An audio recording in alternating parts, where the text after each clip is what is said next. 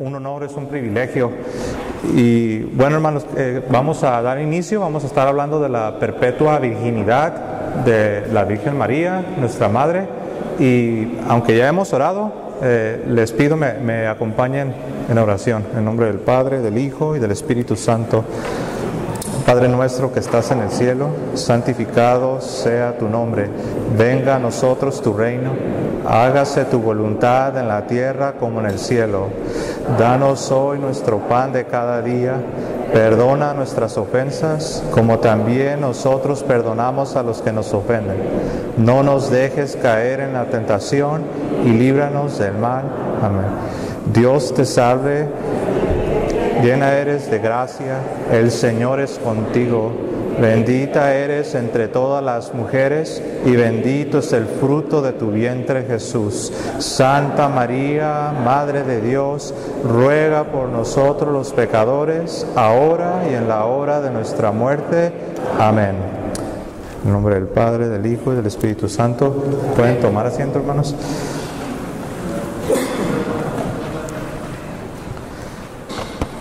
Bueno, aquí tengo todos mis útiles escolares. Yo creo que espacio es lo que me falta aquí, pero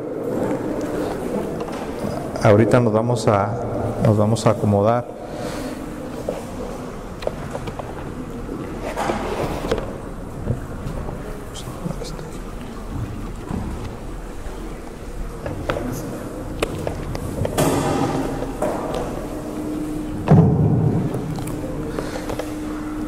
Es imposible que podamos entender todo el misterio de Dios sin entender el papel tan importante, gracias hermano, que tiene nuestra Madre María. Para aquellos que no lo saben, mucho tiempo yo fui protestante y nosotros como protestantes no entendíamos la importancia que tiene la Santa y Bienaventurada Virgen María. Y les puedo decir algo, a pesar de que yo era sincero, creía en Cristo, amaba la Sagrada Escritura, pero verdaderamente después, cuando Dios me llama de regreso a la Iglesia Católica y empiezo, antes de regresar empiezo a estudiar, empiezo a tratar de entender por qué la Iglesia Católica cree lo que cree y por qué creen en los dogmas marianos y por qué Madre de Dios, por qué Inmaculada Concepción. La verdad me sorprendí y dije, wow, todo esto, porque nosotros pensábamos que darle todo este honor a María era como restárselo a Jesucristo, y nada que ver, es todo lo contrario. Cuando uno entiende lo que Dios le ha concedido a Nuestra Señora Santa María, nuestra Madre, uno verdaderamente se da cuenta que todo se trata de nuestro Señor Jesucristo. Y esto es muy importante. Ahora sí que si ustedes siempre han estado en la iglesia, qué bendición. Para un protestante se está perdiendo de mucho, la verdad. Y pues así estaba yo. Y ahora, hermanos, pues la verdad me siento indigno de poder compartir estos temas tan importantes, pero también agradecido. Me siento agradecido porque Dios me da la oportunidad de poder compartir con ustedes lo que nuestra Santa Iglesia enseña acerca de la Virgen María. Bueno, como ya saben, este tema entra dentro de lo que es la Mariología, que es el estudio de las doctrinas que tienen que ver con Nuestra Señora Santa María. Y Dios, en virtud de que le concedió a ella el privilegio de ser Madre de Dios, partiendo de ahí, es que se desprenden, partiendo de que ella es la Madre de Dios, de ahí salen todos los demás privilegios y honores que Dios, por su gracia, le ha concedido a ella.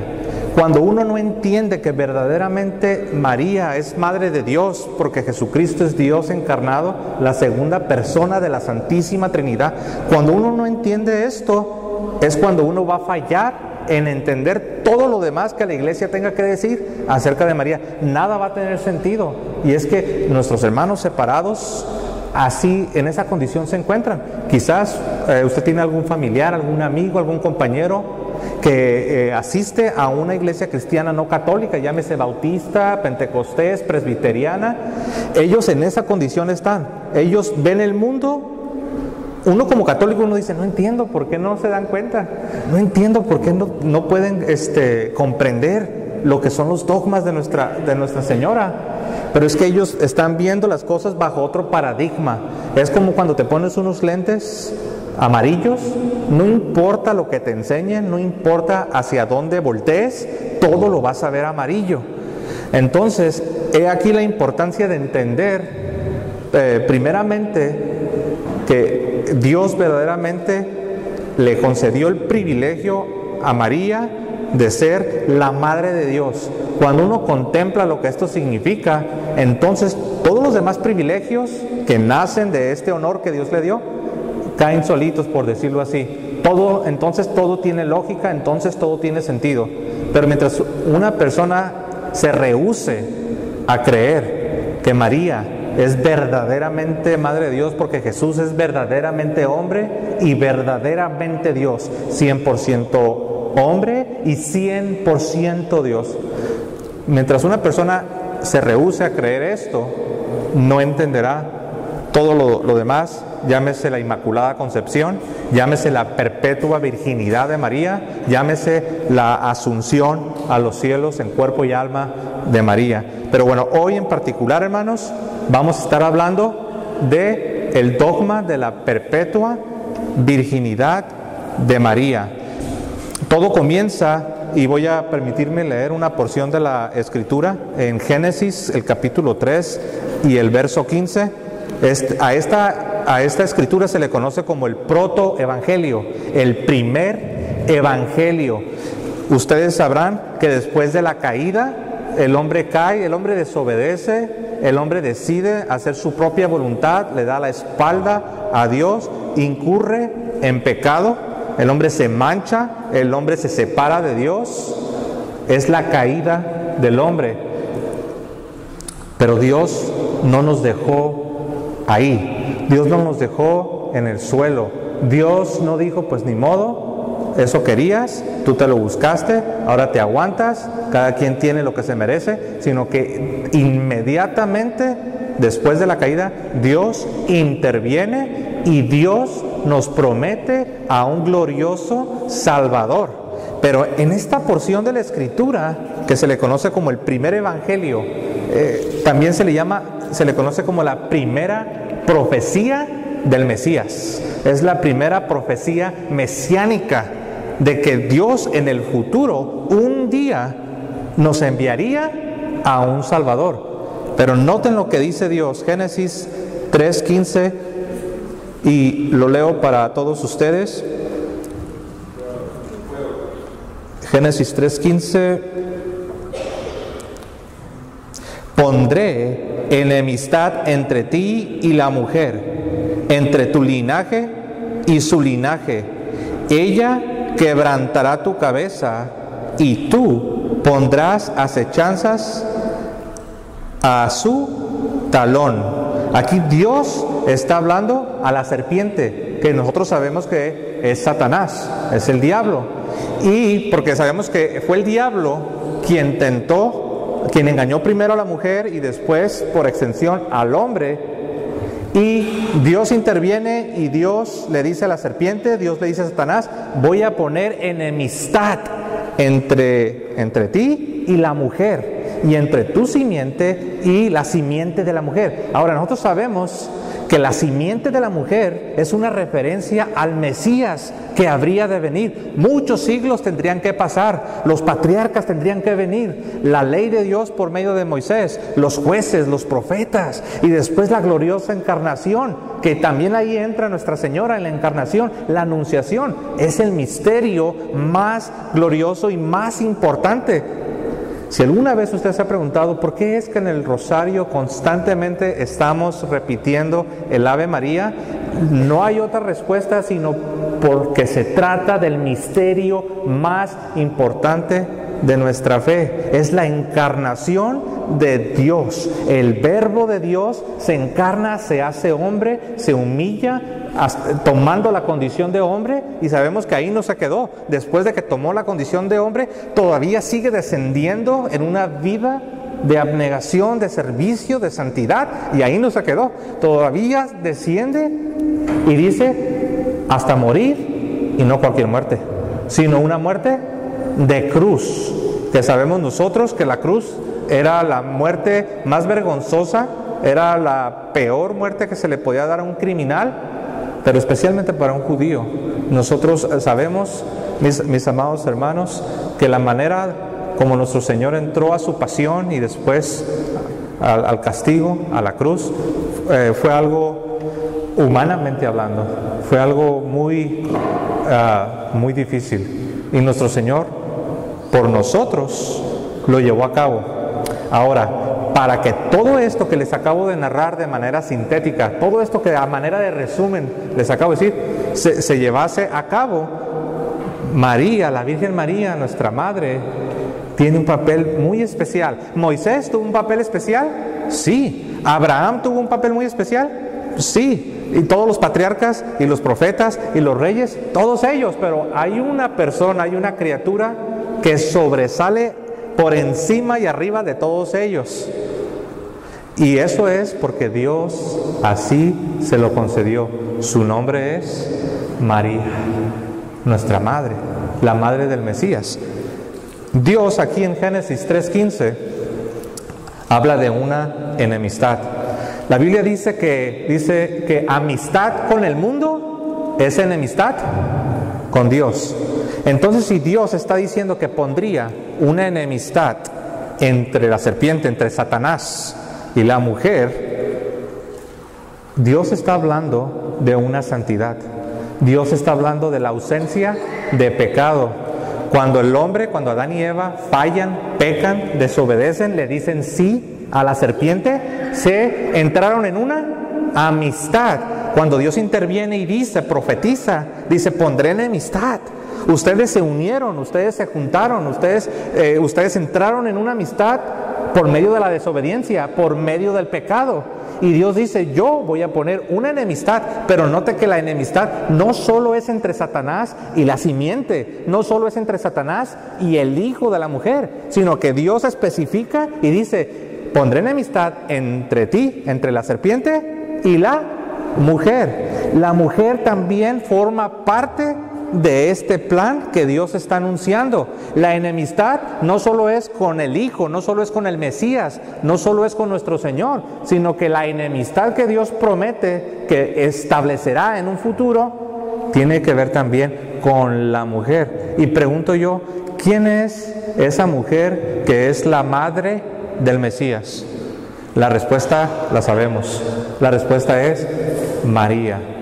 Ahora, habiendo entendido este concepto de que Dios ya en Génesis 3:15 había prometido que Él establecería, Él mismo haría algo donde iba a establecer una enemistad entre Satanás y la mujer. Y ya hemos entendido que al hablar de enemistad estamos hablando, si yo digo que estoy en enemistad con el diablo, significa que con él no tengo parte, que con él no tengo suerte, que con él no tengo nada que ver, no tengo negocio. En otras palabras, no tengo pecado. Él no tiene dominio sobre mí porque yo no estoy participando del pecado. Satanás toma control o ejerce influencia o dominio cuando una persona da entrada al pecado. María, por las gracias y los dones que le fueron concedidas, ella verdaderamente tenía una enemistad con Satanás. ¿Por qué? Porque Dios así lo planeó. Por eso hablamos de que Nuestra Señora es predestinada, fue predestinada para llevar a cabo este papel, este rol en el plan de la redención. Muy bien, ahora vamos a permítame, ¿dónde está aquí? Tengo como 4 libros aquí compitiendo entre ellos. Todos me están diciendo, léeme a mí, léeme a mí. Pero bueno, aquí lo tengo, ya lo encontré. Muy bien, mis hermanos. Esta verdad de la virginidad perpetua, y todavía no llegamos a la parte perpetua. Nada más hemos visto que Dios lo profetizó ya en Génesis 3:15. Ya vimos lo que significa esto de que Dios mismo establecería una enemistad. Por eso decimos que la Inmaculada Concepción y todo lo demás es obra de Dios, es un acto sobrenatural. Dios lo llevó a cabo porque Él así lo quiso. Ahora, esta verdad revelada por Dios y transmitida por los apóstoles, yo como protestante pensé que estos dogmas de María habían sido como una especie de evolución, algo que a través de los siglos la Iglesia lo fue agregando. ¿Y sabe qué hacía yo? Iba a Wikipedia o a Google y le ponía dogmas marianos, y ahí me aparecían los dogmas marianos y con fechas, y en tal concilio, y en tal fecha, y tal papa. Entonces yo decía, ¿ves? No, esos son bien recientes. Mira el dogma aquí de la Inmaculada Concepción, en 1854. No, eso es muy reciente. Y luego mira este otro, el dogma de la Asunción, el dogma de la Asunción de la Virgen María, 1950. No, hombre, todo eso es muy reciente. Obviamente, yo en mi ignorancia estaba interpretando que cuando el Papa en tal fecha dio la definición de manera formal, de manera dogmática, yo pensaba que ahí era cuando el Papa estaba inventando el dogma de Nuestra Señora. Pero obviamente me costó trabajo, me tuve que dar golpes, me di de golpes en la cabeza, por decirlo así, hasta que estudiando la historia, leyendo a los padres de la Iglesia, leyendo la misma Sagrada Escritura, fui descubriendo, como quien dice, inventé la rueda, hermanos. De verdad, un protestante cuando se hace católico es como que le toca reinventar la rueda. Hace algo que todos los demás dicen, pues ¿qué estás haciendo? Eso ya, ¿qué no lo sabes? Pero un protestante vive en otro, en cuanto a María, vive en otro mundo.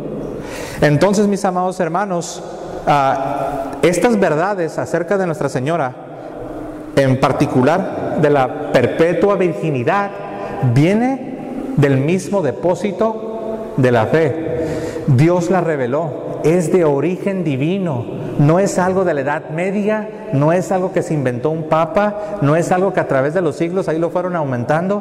Verdaderamente viene de los apóstoles, es el depósito de la fe, es una verdad revelada por Dios mismo. Y por supuesto, en el tiempo, en una fecha determinada, con un papa determinado, con una definición determinada, se hizo un dogma para ser recibido por todos los fieles. Y usualmente los dogmas se definen cuando hay alguna controversia, cuando ya hay algún grupo de personas atacando la creencia de la Iglesia, cuando hay un poco de confusión. Entonces es cuando la Iglesia dice, es tiempo de definirlo de manera solemne, de manera formal, y ya no vamos a dejar lugar a que nadie ande con controversias, con discusiones, y por eso se hacen las definiciones en determinada fecha. Y esa es la explicación de por qué tenemos fechas tardías en cuanto a la definición. Pero esto es de origen divino, viene de Cristo y de los apóstoles, a los discípulos de los apóstoles y los discípulos de los discípulos de los apóstoles, que son los que conocemos como los padres de la Iglesia. Otra forma de decirlo, es parte de la tradición apostólica, es parte de la tradición sagrada. Que recordemos, la tradición apostólica, la tradición sagrada precede al Nuevo Testamento. El Nuevo Testamento todavía no existía cuando ya se tenía la revelación, ya se tenía la tradición, ya se tenía la palabra de Dios. Después, eventualmente, se fueron escribiendo los evangelios, se fueron escribiendo las cartas de los apóstoles, pero todo lo demás que ya estaba revelado no desapareció. Todo se transmitía de manera oral, de generación en generación. Y ya en la tradición que antecede, precede al Nuevo Testamento, ya teníamos esta gran verdad y era enseñada en las iglesias por medio de los obispos, por medio de los sacerdotes, y ha sido parte de la vida de la iglesia. No ha sido algo que se nos impuso desde afuera, no ha sido como algunos quieren decir, no, es que cuando Constantino, el emperador, Constantino el Grande, cuando él hizo que el cristianismo ya fuera una religión permitida, una religión legal, y él fue el que inventó, él mezcló el imperio con el cristianismo, lo agarró, lo revolvió, le aventó unas cucharadas de paganismo y de repente sacó el catolicismo. Falso, mentira. Todos los distintivos de nuestra fe católica ya existían mucho antes de que Constantino viniese a este planeta. Fue en el quinto concilio ecuménico, fue en el quinto concilio ecuménico de Constantinopla en el año 553. Si usted se preguntaba, ok, ya nos dijiste que en determinadas fechas es cuando los definen, pero este dogma, ¿cuándo se definió de manera dogmática? En el año 553, en el quinto concilio de Constantinopla. Fue cuando se definió formalmente que María es siempre virgen. ¿Qué significa esto de siempre virgen? Es antes, durante y después del nacimiento de nuestro Señor. Cuando yo era protestante, yo pensaba que yo creía en el nacimiento virginal de Cristo. Ahora como católico y que ya puedo comprender cosas que antes no comprendía, ahora me doy cuenta que yo no creía en el nacimiento virginal de Cristo. Si ustedes me hubiesen preguntado a mí cuando yo era protestante, ¿tú crees en el nacimiento virginal de Cristo? Yo hubiera contestado, sí, claro. Pero en la realidad, si me hubieras presionado, hubiera salido a flote que en la realidad yo no creía. Nuestros hermanos separados creen en la concepción virginal, pero ellos creen que al momento de nuestro Señor Jesucristo nacer, en ese momento se acabó la virginidad de Nuestra Señora. En otras palabras, nuestros hermanos separados creen en la concepción virginal, pero no creen en tal cosa como un nacimiento virginal, porque ellos creen que del momento del nacimiento, cuando se dio a luz, creen que en ese momento la virginidad llegó a su fin. No así la iglesia. No es esa la fe de la iglesia. La fe de la iglesia es que María permanece virgen antes, durante y después. ¿Cómo es eso posible? Si uno lo razona, uno dice, es que no puede entender cómo una mujer puede ser madre y a la vez ser virgen. No tiene sentido. Biológicamente, no tiene sentido. Tienes razón, no tiene sentido. Pero ¿sabes una cosa? Hay algo que se llama milagro. Hay tal cosa como actos sobrenaturales de Dios. Jesucristo, cuando habló de que debían comer su carne y beber su sangre, se dio cuenta que no le estaban creyendo. Dijeron sus discípulos, muchos, ¿cómo puede este hombre darnos a comer su carne? Dura palabra es esta. ¿Quién la puede recibir? ¿Quién puede creer esto? No tiene sentido. Es como traicionar mi razón. Jesús se dio cuenta y Jesús les dijo, ¿esto les causa tropiezo? ¿Qué tal si un día ustedes ven al Hijo del Hombre ascender a los cielos de donde ha venido? En otras palabras, Jesús les está diciendo, esto es algo sobrenatural. Sobrenatural significa encima de lo natural, por encima del plano de lo natural. No es irracional, no va contra la razón, sino que va arriba, más allá de la razón. Lo irracional, las cosas irracionales es que van en contra de la razón. Pero las obras y los actos de Dios no van en contra de la razón, sino que elevan la razón, van arriba de la razón. No la contradicen, no atrofian la razón, sino que elevan la razón. Es algo verdaderamente sobrenatural. Después, el Papa Martín I clarificó, porque ya se había definido en el 553. Un siglo después aproximadamente, el Papa Martín I clarifica que siempre virgen significa siempre virgen. Y él fue el que delineó las tres tesis, las tres afirmaciones de la iglesia. María es virgen antes, durante y después del nacimiento. Son tres afirmaciones, son tres tesis, tres enunciados que son de fide. ¿Qué significa esto de fide? Que son parte de la fe y que negarlas, rechazarlas, constituye herejía. Una persona que rechaza estas afirmaciones de la iglesia automáticamente está constituyéndose hereje. He aquí la importancia de conocer bien lo que nuestra iglesia enseña. La perpetua virginidad de María es la señal divina que nos revela la humanidad y la divinidad de Jesucristo. Vamos a Isaías, en Isaías 7:14.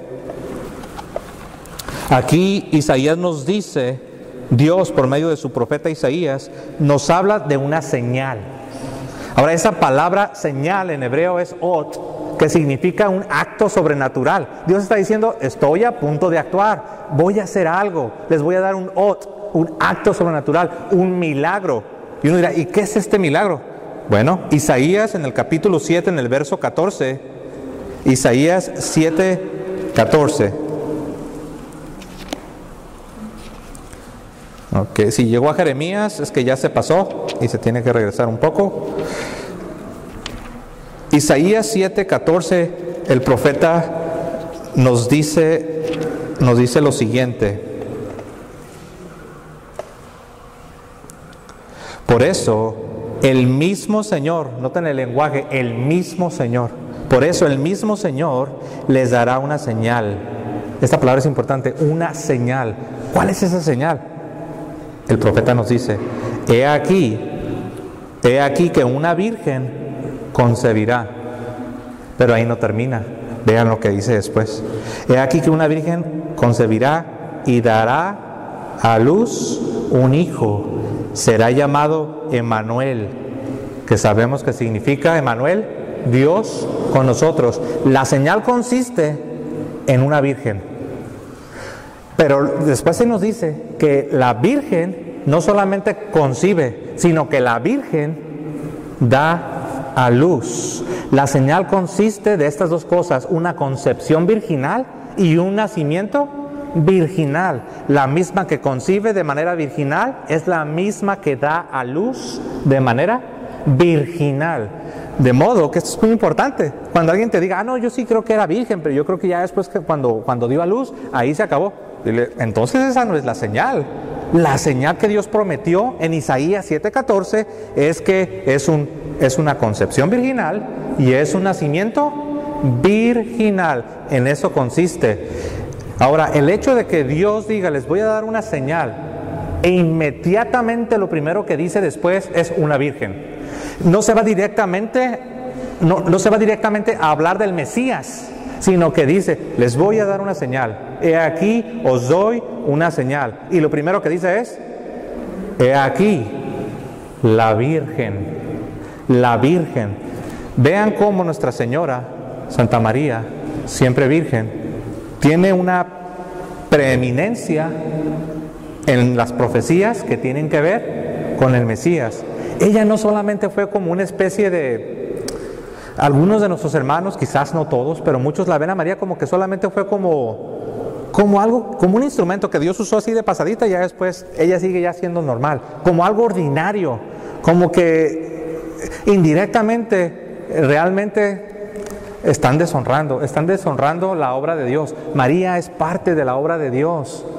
Miren, hermanos, ¿se acuerdan del antiguo pacto, de la antigua alianza? ¿Cómo había una arca? ¿Se acuerdan que había una arca?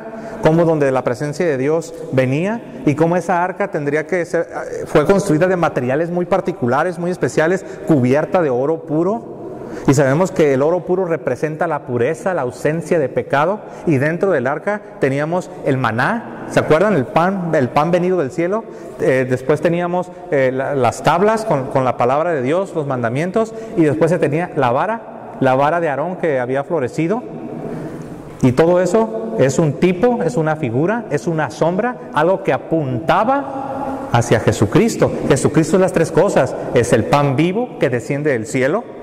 Jesucristo es la palabra, el verbo, por eso le llamamos el verbo, el logos, hecho carne, la palabra encarnada. Jesucristo es las tres cosas. Es el maná del cielo, el verdadero pan vivo del cielo. Es la palabra de Dios.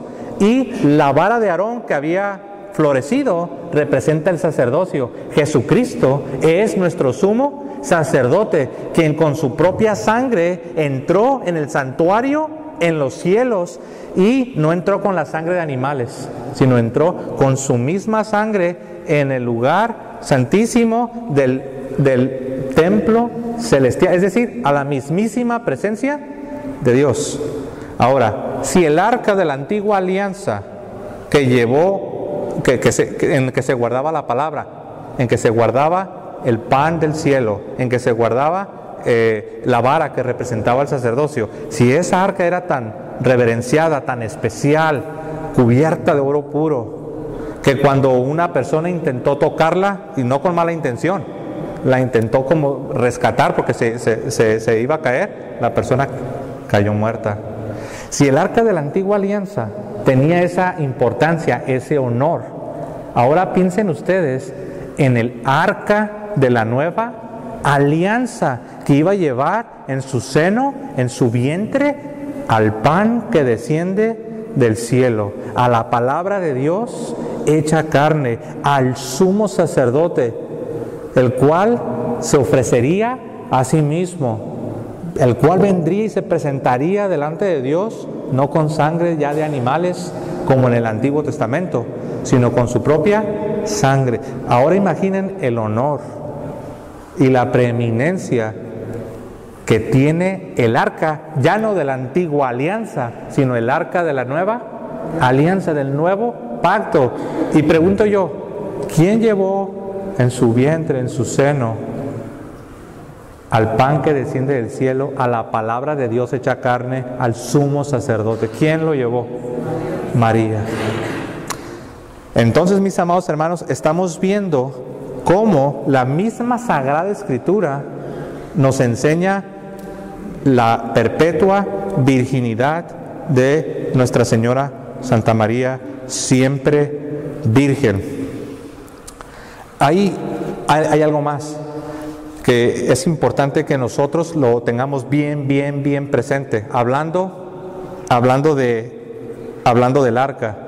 Si uno va a Lucas, en Lucas, hermanos, yo aquí ya, ustedes quieren ir a Lucas 1, o si no, no es necesario, nada más presten mucha atención. Lo que les voy a compartir está en Lucas 1. Nosotros vamos a encontrar, primeramente, Lucas dice esto, dice, lo he investigado todo. Lucas 1, verso 3 y 4, Lucas dice esto, lo he investigado todo. Dice, todo lo he puesto por orden. Y le está escribiendo a alguien que se llama Teófilo. No sabemos la identidad de Teófilo. Algunos creen que Teófilo representa a toda la iglesia, a todos los cristianos, porque el nombre Teófilo significa hijo de Dios. Otros dicen que no, que era una persona a la que se le está escribiendo, se le está dedicando este evangelio. Y dice, Teófilo, oh excelentísimo Teófilo, lo he investigado todo y todo lo he puesto por orden para que conozcas bien la verdad en la cual has sido instruido. Entonces Lucas está diciendo, todo con mucho cuidado lo estudié y lo he organizado y te lo he escrito en este evangelio que es el evangelio de Lucas. Y después de que hace eso, en el mismo capítulo 1, rápidamente Lucas empieza a trazar una serie de comparaciones, una serie de paralelos entre María y el arca de la alianza. Y lo vamos a ver. Por ejemplo, en Lucas 1:39 se nos dice que María se levantó y subió a la región montañosa de Judea para visitar a su prima Isabel. Ahora uno dirá, ok, se levantó y fue a la región montañosa de Judea, pero ¿qué tiene que ver con el arca? Bueno, si vas a 2 de Samuel 6:1 al 11, por cuestión del tiempo no me voy a estar deteniendo demasiado, pero si vas a 2 de Samuel 6:1 al 11, te vas a dar cuenta que también el arca de la antigua alianza la llevaron a la región montañosa de Judea. Entonces tenemos que se traslada el arca a la región montañosa de Judea, y después tenemos a María levantándose para ir a visitar a su prima Isabel, precisamente a la región montañosa de Judea. Ahora, si eso fuera todo y ahí acabase, no, pues bueno, uno diría, pues sí, hay un paralelo, pero no nos dice mucho, pero ahí no acaba. Vean lo que sigue. En Lucas 1:41 se nos dice que cuando viene la Virgen María, se nos dice que Juan el Bautista, que estaba en el vientre ¿de quién? Estaba en el vientre de Isabel, de la prima de María. Dice que cuando Juan el Bautista escuchó la salutación, el saludo de la Virgen María, se dice que Juan el Bautista saltó de gozo. Esto también es una comparación que Lucas, que lo investigó todo y todo, lo puso por orden para que sepas bien en la fe en la cual has creído. En 2 de Samuel 6:14 se nos dice que cuando el arca era traída, estaba el rey David, y cuando el arca era traída, el rey David empieza a saltar.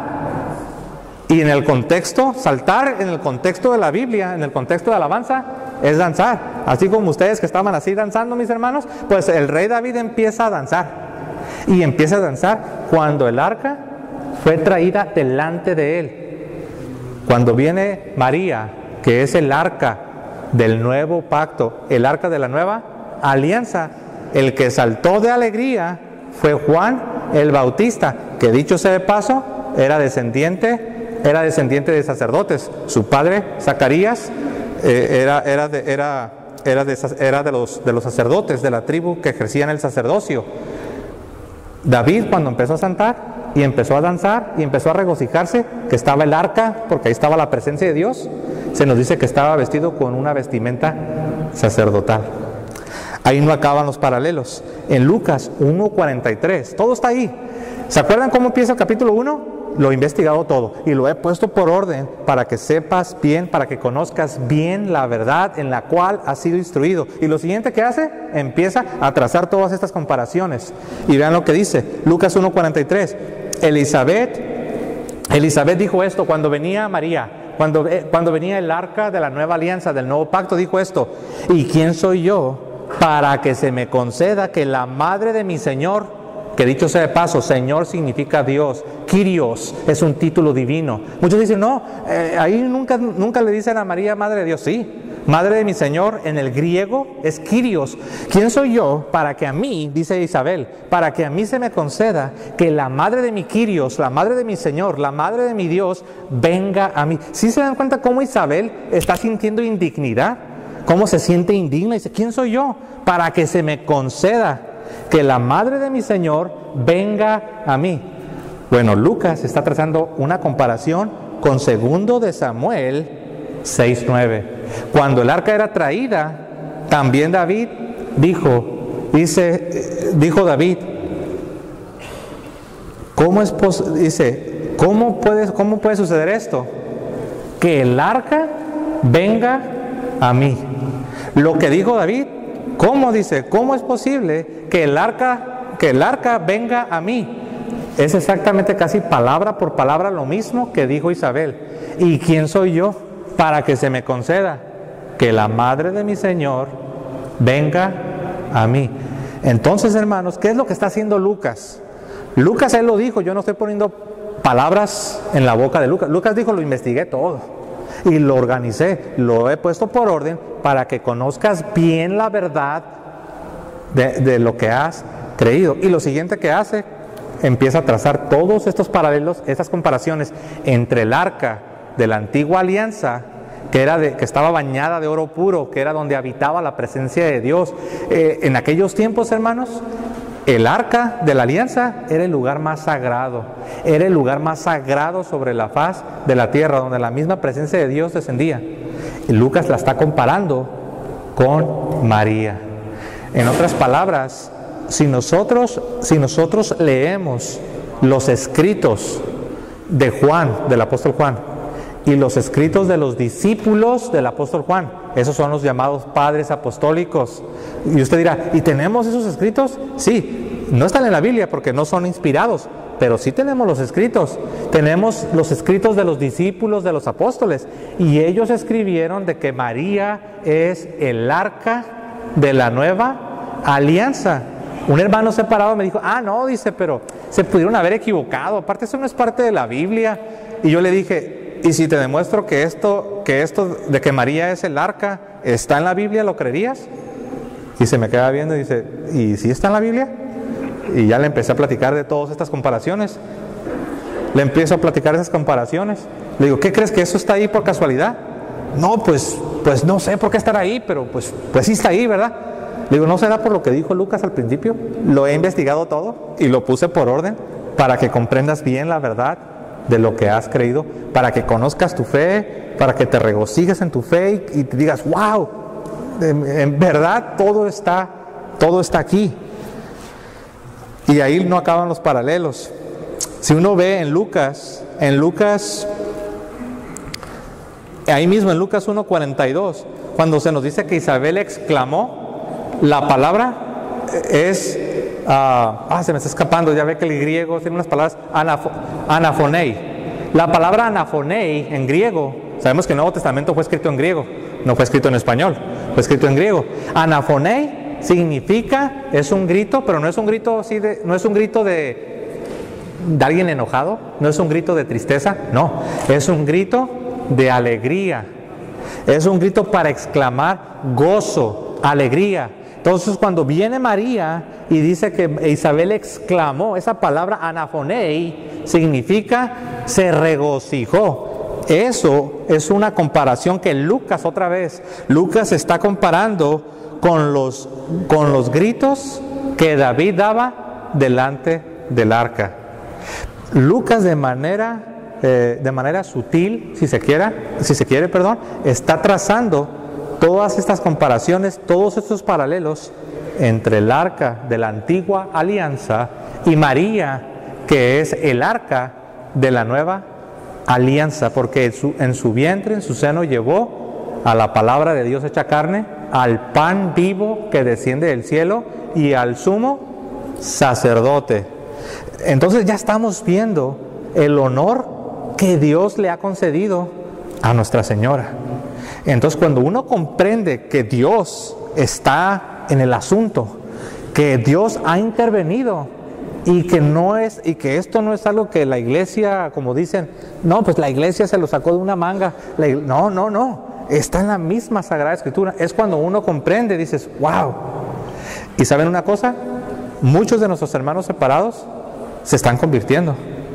Y se están convirtiendo cuando se dan cuenta de la historia de los padres de la iglesia, de la misma Sagrada Escritura, cuando hacen a un lado los prejuicios, cuando hacen a un lado lo que escuchan, lo que ven en videos de YouTube que no tienen ni fundamento ni tienen sentido, y se están convirtiendo. Muchos se están convirtiendo. Y eso es algo muy, muy especial. Y María los agarra.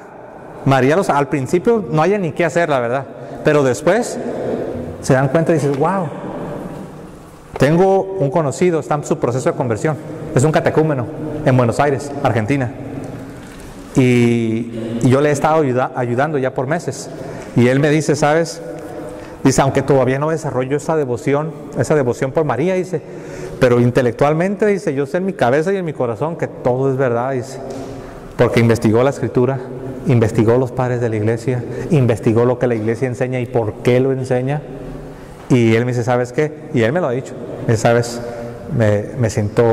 Muchas veces me siento muy mal, porque por tantos años ignoré todo esto que es de Dios y que yo pensaba que no era de Dios. Bueno, vamos a continuar. Un paralelo más. En Lucas 1:56 se nos dice que María permaneció con su prima Isabel por 3 meses.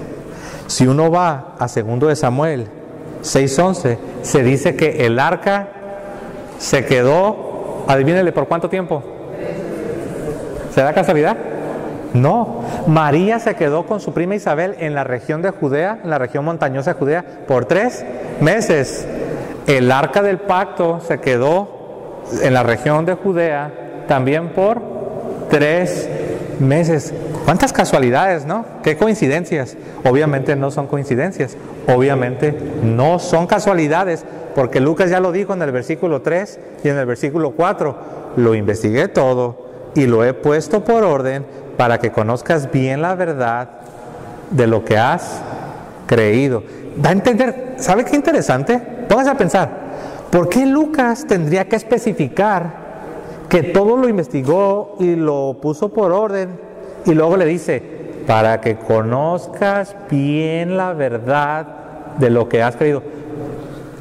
Ahí como que pareciera que se da a entender que ya había quienes estaban ignorando estas verdades que él a continuación empieza a trazar, y lo hace por medio de comparaciones. Ahora, en la cultura judía, hacer comparaciones de este tipo, tipología, es lo que le llaman la tipología. La tipología, la comparación, los paralelos, de ahí viene parábola, que dices una verdad, el sembrador salió a sembrar, pero en la realidad lo que estás diciendo es algo espiritual.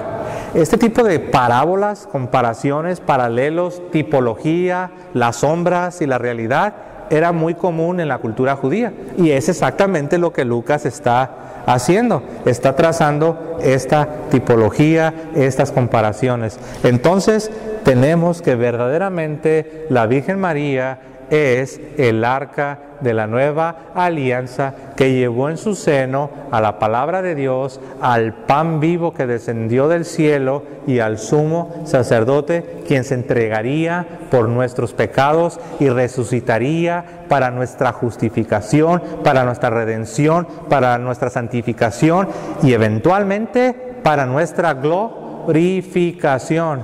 Que dicho sea de paso, Nuestra Señora Santa María ya completó todo este proceso que les acabo de describir. Ella ya lo ha completado. Ella ya goza de la alegría del cielo con un cuerpo glorificado en la mismísima presencia de Dios. Pero ese es otro dogma. Ese es el dogma de la Asunción. Pero es un reflejo de lo que ha de ocurrir con la iglesia, con los hijos de Dios. Ya me emocioné. Que alguien me ayude con el tiempo. ¿Cómo andamos? O ya me pasé hace como media hora. Bueno, que alguien me haga una señal ahí, que alguien... Gracias. Bueno, continuamos, mis amados hermanos. Es que estos paralelos están muy, pero muy interesantes. Hay algo más. En Lucas 1:56 se nos dice que María regresa y eventualmente va a Jerusalén. ¿Sí se acuerdan cuando ella va a Jerusalén? Va a presentar a su hijo. Entonces tenemos después encontramos que María se halla en Jerusalén para presentar a su hijo, a nuestro Señor Jesucristo. Eso es interesante, porque se nos dice que el arca, después, ya si nos vamos a 2 de Samuel 6:12, se nos dice que el arca también después regresó, la llevaron a Jerusalén para ser colocada en el templo de Dios, en la misma presencia de Dios. Entonces tenemos a María en Jerusalén, pero no solo en Jerusalén, sino en el templo para presentar a su divino Hijo, que sabemos, como nos dice Juan, que se nos dice que la gloria de Dios, cuando Jesús se encarnó, es la mismísima gloria de Dios, es la presencia de Dios, es Dios hecho carne. Entonces tenemos a María con la mismísima gloria de Dios, la mismísima presencia de Dios en el templo para ser presentado. Y en el Antiguo Testamento tenemos al arca en el lugar santísimo, que era donde venía la presencia de Dios, en el templo de Jerusalén. Entonces tenemos como si fuera una pintura. Tienes Jerusalén, tienes el templo, tienes el arca, tienes la presencia de Dios. Y acá con María tienes Jerusalén, tienes el templo, tienes el templo de Dios, y tienes el arca, que es María, y tienes la misma presencia encarnada. Tienes al mismo Dios hecho carne, que es su Hijo. Vean nada más lo que está haciendo Lucas. Todo lo he investigado y lo he puesto por orden para que conozcas bien la verdad de lo que has creído. Entonces, mis amados hermanos, todo esto nos habla de la perpetua virginidad de María. Miren, cuando Dios hace algo, cuando Dios hace algo, es algo permanente. No es algo, no lo hace solamente por un determinado tiempo. Dios le concedió este privilegio, este honor a la Virgen María, y fue algo permanente. Por eso le llamamos perpetua. Es la perpetua virginidad de María. Lucas hace alusión a la gloria de Dios viniendo sobre el tabernáculo cuando narra, y eso olvidé decirles el versículo, en Lucas 1:26, Lucas nos dice que el ángel Gabriel viene y le anuncia a María que ella concebiría por obra del Espíritu Santo. Ahora, cuando ella pregunta ¿cómo será esto?, dice: el poder del Dios Altísimo vendrá sobre ti y te cubrirá. La palabra ahí para te cubrirá, la palabra ahí cuando dice el poder del Dios Altísimo vendrá sobre ti y te cubrirá, es la misma palabra que en el Antiguo Testamento se utilizaba cuando se decía que la gloria de Dios vendría sobre el arca y reposaría. Cuando se decía que la gloria de Dios vendría sobre el arca en el Antiguo Testamento, si tú dices ¿cuál es la palabra griega?, la vas a encontrar. Y dices, a ver, y acá cuando el ángel le dice a María que el poder del Altísimo, vendría sobre ti y te cubrirá. Si ves la palabra griega que se utiliza, es exactamente la misma. Ahora, nosotros sabemos que el Antiguo Testamento fue escrito en hebreo, originalmente en hebreo, pero después se traduce al griego. Y esa es una traducción que se conoce como la Septuaginta. No los quiero enredar con muchos términos técnicos, pero esa traducción se usaba no solo por los judíos en Jerusalén, se usaba por los judíos que estaban a lo largo y ancho de todo el imperio griego y después del imperio romano. Y la palabra que usaron para traducir que la gloria del Señor vendría sobre el arca es la misma palabra griega que en el Nuevo Testamento el ángel utiliza para decir el poder del Altísimo vendrá sobre ti y su sombra te cubrirá. Es la misma palabra. Entonces ahí vemos otro paralelo que Lucas hace. Eso es en Lucas 1:26 al 38. Es cuando el ángel le aparece y es la anunciación. Y cuando le dice, ¿cómo será esto? Y el ángel responde, el poder del Dios Altísimo vendrá sobre ti y con su sombra te cubrirá. Es la misma expresión del Antiguo Testamento cuando se decía que la gloria de Dios vendría sobre el arca. ¿Será todo esto una casualidad? La respuesta es no, no lo es, mis amados hermanos. Eventualmente el arca desaparecería. No sé si sabían esto, me refiero al arca del antiguo pacto, de la antigua alianza, desapareció. Se perdió, por así decirlo, fue escondida por el profeta Jeremías, pero después ya no se supo. Pero hay algo interesante, en Macabeos, si uno va a Macabeos en el capítulo 2, en el verso 4,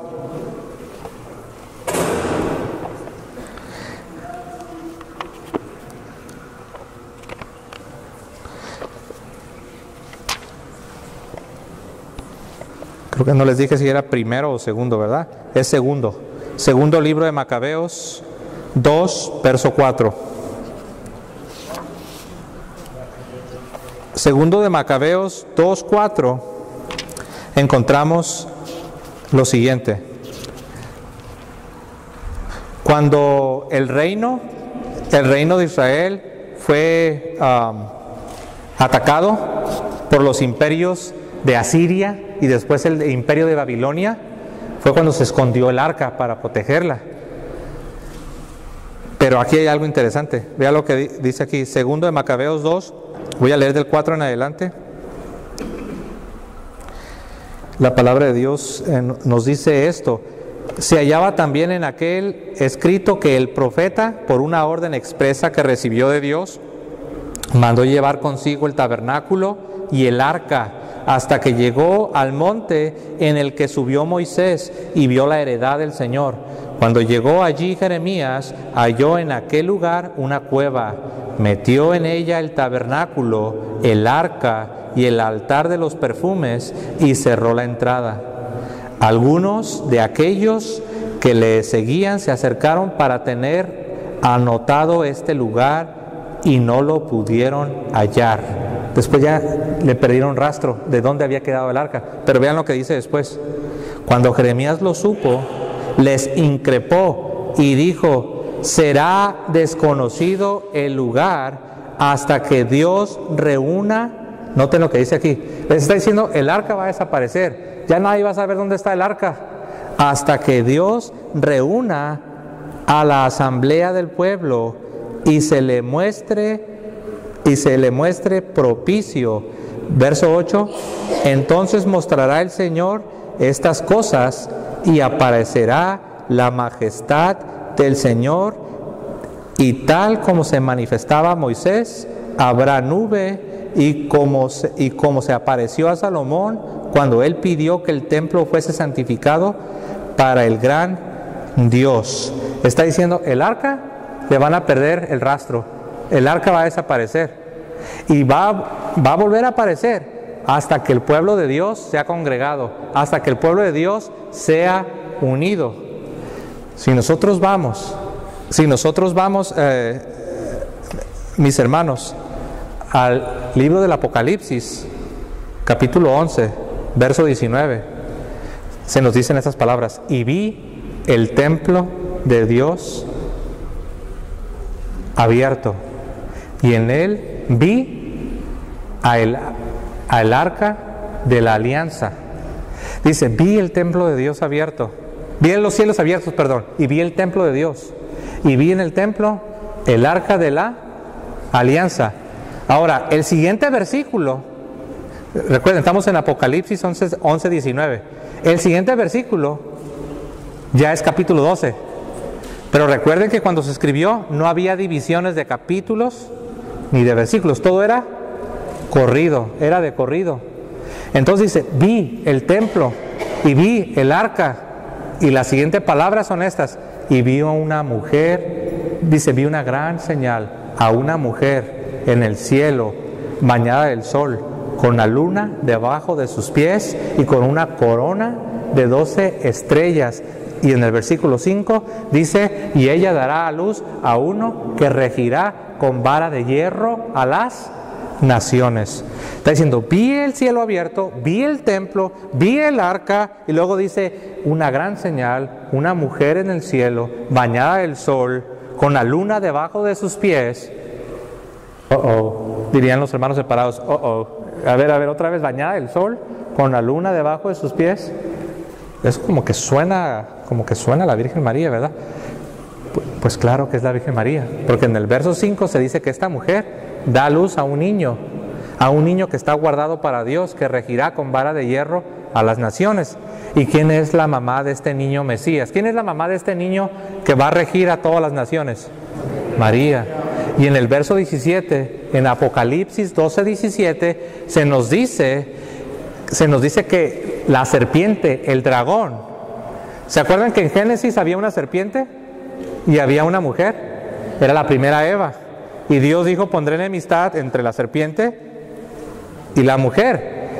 Ahora, ya en el cumplimiento, ya en el Nuevo Testamento tenemos a una serpiente, un dragón, y tenemos a una mujer, que es la mamá del Mesías. Y dice que el dragón, dice, airado porque no le pudo hacer nada a la mujer, dice que fue a atacar a los demás hijos de la mujer. Y dice, los que guardan los mandamientos de Dios y retienen el testimonio de Jesucristo. O sea que la Virgen María tiene otros hijos, pero son hijos espirituales, porque ahí dice que la serpiente, el dragón, primero intentó atacarla a ella, no le pudo hacer nada, y dice que airado se fue a atacar, dice, al resto de los hijos de la mujer. ¿Y quién es el resto de los hijos de la mujer? Ahí dice, los que guardan los mandamientos de Dios y retienen el testimonio de Jesucristo. María es madre de los cristianos. María es madre de los que guardan los mandamientos de Dios y tienen el testimonio de Jesucristo. Por eso decimos que María es nuestra madre. Todo esto va de la mano, hermanos. El arca del pacto en el Antiguo Testamento no podía ser manchada no podía ser contaminada. Por eso una persona que se intentó aventar para frenar que el arca cayera al suelo, pero la tocó con manos impuras. ¿Y esta persona qué le pasó? Murió. El arca no podía ser contaminada, no podía ser tocada por manos impuras. Pregunto yo, si eso era con el arca del antiguo pacto, que era una cajita de madera, sí, cierto, cubierta de oro puro y todo eso, ¿no? Especial, pero al final era algo material. Y era el Antiguo Testamento, donde solamente se tenían las sombras, donde todo era una sombra, era una figura, era un destello. Pero la realidad está en el Nuevo Testamento, en el cumplimiento. Si ese honor se le dio a el arca del antiguo pacto, de la antigua alianza, cuanto más honor no se le debía dar a el arca de la nueva alianza, a el arca del nuevo pacto. Y esa es Nuestra Señora Santa María, siempre virgen, que no puede ser contaminada, que no puede ser manchada. La palabra inmaculada significa que no hay mácula. ¿Y qué es mácula? Mancha. Sin mácula, sin mancha, sin arruga, sin imperfección. Todo es perfecto, inmaculado. Y ese es el arca de la nueva alianza. Esa es nuestra Madre María, Nuestra Señora Santa María, siempre virgen. En el Antiguo Testamento, Eva fue creada inmaculadamente. Cuando Adán y Eva fueron creados con pecado o sin pecado. Entonces tenemos una creación, por decirlo así, una creación inmaculada. Y en el Nuevo Testamento tenemos una concepción inmaculada. La primera virgen, Eva, nuestra primera madre, porque Eva significa eso, madre de los vivientes. Significa mujer, madre de los vivientes. La primera Eva falló. La segunda Eva, que fue concebida inmaculadamente, ella no falló. Ella le dijo al Señor sí. Ella le dio su sí al Señor y ella llevó a cabo los planes que Dios tenía para ella y permaneció sin mácula, sin mancha, sin arruga. Por eso hablamos de una virginidad perpetua. Es la perpetua virginidad, no solo por un tiempo, no solo por 9 meses, sino por siempre, conforme a la dignidad que el arca de la nueva alianza requería y necesitaba. Ahora, nosotros sabemos que nuestros hermanos separados tienen objeciones. ¿Alguna vez han escuchado gente que tiene objeciones contra esto de que María fue siempre virgen? Ellos dicen, ¿pero qué la Biblia no nos da versículos donde dice que hermanos de Jesús? Que los hermanos de Jesús. Y uno tiene que responder, sí, claro, yo aquí los tengo. Mateo 13:55, Marcos 6:3, Marcos 3:31, Hechos 1:14. Todos estos versículos hablan de unos hermanos de Jesús. Pero número 1, nunca dice que eran hijos de María. Número 2, en la cultura hebrea, hermanos simple y sencillamente significa parientes. Puede ser tu tío, puede ser tu primo. Incluso podían ser hermanos, pero en el caso de nuestro Señor Jesucristo, por la evidencia de la Biblia y lo que la Iglesia siempre ha enseñado, sabemos que no eran hermanos del Señor. De hecho, hay versículos donde se dice quiénes eran esos parientes de Jesús. Entonces, en la cultura hebrea, hermanos no significa necesariamente hermanos biológicos, hijos de la misma madre. Podrían ser hermanos de la misma tribu, podrían ser hermanos en la fe, podrían ser primos, podrían ser tus tíos, podría ser cualquier pariente cercano que te venga a la mente. Entonces, cuando la Biblia dice los hermanos María con los hermanos de Jesús, está diciendo María y los parientes del Señor, los parientes de Jesucristo. Entonces, decir que porque dice hermanos de Jesús significa que automáticamente son hijos de María es hacerle violencia al texto. O sea, en otras palabras, es meter palabras en la Biblia. Tú pregúntales, dame un versículo donde diga que María tuvo más hijos. Dame un versículo donde diga que estos hermanos de Jesús, esos parientes de Jesús, fueron hijos de María. No te lo van a dar. Te van a intentar decir, pero la Biblia dice que Jesús es el primogénito. Dando a entender que hubo otros. Respuesta incorrecta.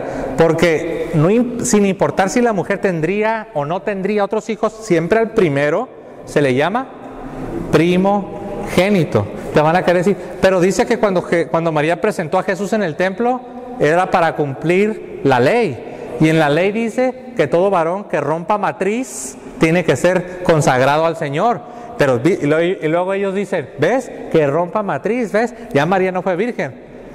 Incorrecto.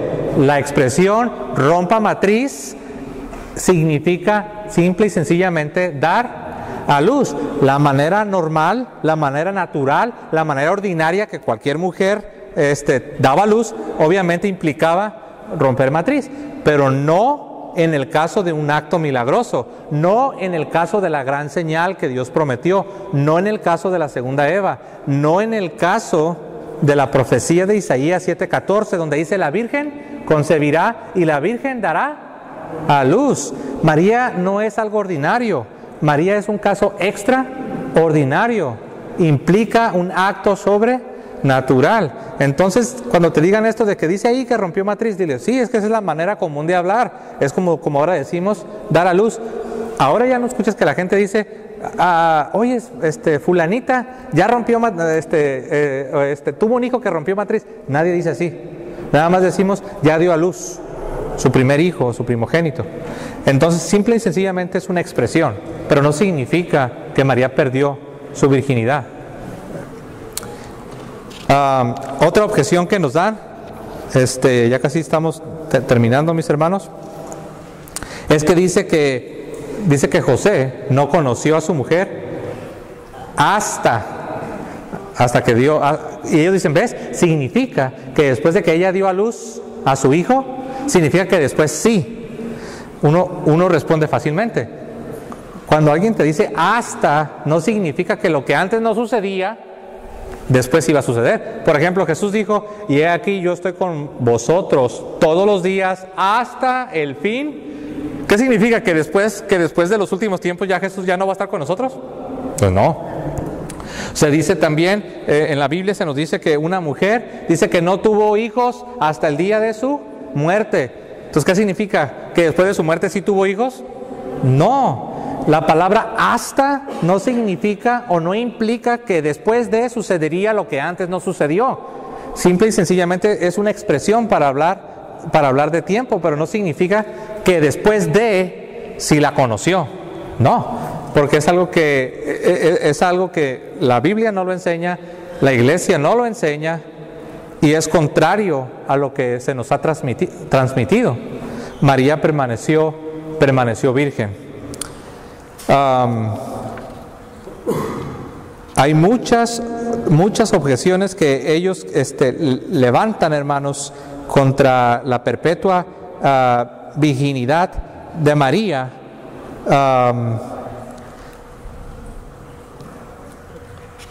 Déjenme ver si tengo aquí una más. Bueno, ya se las dije, del primogénito. Sin mencionar que primogénito en la Biblia es un título de honor, de preeminencia. Pero lo más importante es esto: cuando una mujer tiene a su primogénito, no significa necesariamente que va a tener otros hijos. Porque hay mujeres que sí, cierto, tienen a su primogénito, pero es el primero y el único, ya no les tocó tener más. Entonces, pero de todas maneras se dice primogénito. Entonces, que no te quieran engañar cuando te digan, no, dice que Jesús fue primogénito, significa que hubo otros. No necesariamente, porque no todas las mujeres que tienen a un primogénito tienen más hijos, no todas, como es el caso de María. Déjenme ver. Bueno, creo que aquí lo de las objeciones lo vamos a dejar aquí, hermanos. Lo más importante que nos debe quedar, hermanos, es que la perpetua virginidad es una señal potente que nos habla de que Jesús es verdaderamente Dios y Jesús es verdaderamente hombre. El hecho de que Jesús haya nacido de mujer nos habla de su perfecta humanidad. El hecho de que Jesús haya nacido de una mujer nos habla de su perfecta humanidad. El hecho de que haya sido concebido de manera milagrosa, la Inmaculada Concepción, que haya sido concebido virginalmente, nos habla de su divinidad, nos habla de algo milagroso, de algo sobrenatural. La perpetua virginidad de Nuestra Señora es un sello, es un recordatorio, es un testimonio, es una bandera que nos está anunciando la encarnación de Dios. El Verbo hecho carne, verdaderamente Dios, verdaderamente hombre. Y eso es el centro de nuestra fe. María está ahí, al lado de su Hijo. El centro es Jesucristo, pero siempre al lado de su Hijo está Nuestra Señora. Santa María, siempre Virgen. Es una manera diferente de decir, de honrar. Cuando dices siempre Virgen, estás diciendo nuestro Señor sea honrado y sea alabado siempre. Virginidad es la pureza, es la santidad perpetua. La perpetua virginidad nos habla del perpetuo honor y la perpetua santidad de Dios y su persona y de todo el plan de salvación, el plan de redención.